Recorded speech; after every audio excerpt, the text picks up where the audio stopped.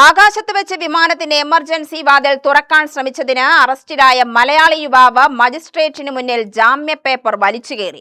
പാലക്കാട് കൂറ്റനാട് സ്വദേശിയായ ജംഷീർ അത്താണിക്കലിനെ പോലീസ് പിടികൂടി മജിസ്ട്രേറ്റിന് മുന്നിൽ ഹാജരാക്കിയപ്പോഴാണ് നാടകീയ സംഭവങ്ങൾ.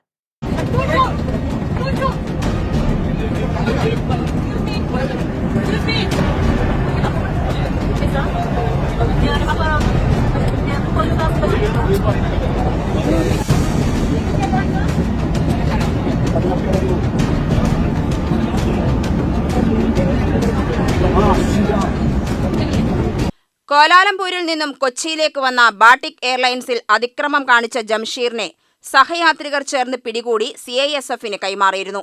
ഇയാളെ മജിസ്ട്രേറ്റിന് മുന്നിൽ എത്തിച്ചപ്പോൾ ജംഷീർ ജാമ്യ പേപ്പറുകൾ വലിച്ചു കീറി എറിയുകയായിരുന്നു. പോലീസ് സമയോചിതമായി ഇടപെട്ട് ഇയാളെ പിടിച്ചുമാറ്റി. അതേസമയം യുവാവിന് ഗുരുതര മാനസിക പ്രശ്നങ്ങൾ ഒന്നും കണ്ടെത്താനായിട്ടില്ലെന്ന് പോലീസ് അറിയിച്ചു. കഴിഞ്ഞ ദിവസം മലേഷ്യയിലെ കോലാലംപൂരിൽ നിന്നും വരികയായിരുന്ന ബാറ്റിക് എയറിന്റെ വിമാനത്തിൽ വെച്ചാണ് യുവാവ് അതിക്രമം കാട്ടിയത്. രാത്രി 9:30-നും 11-നുമിടയിൽ ജംഷീർ വിമാനത്തിന്റെ എമർജൻസി വാതിൽ തുറക്കാൻ ശ്രമിക്കുകയായിരുന്നു. ഡോർ ബലമായി വലിച്ചു തുറക്കാൻ ശ്രമിച്ച ഇയാളെ മറ്റു യാത്രക്കാരും ക്യാബിൻ ക്രൂവും ചേർന്നാണ് തടഞ്ഞത്.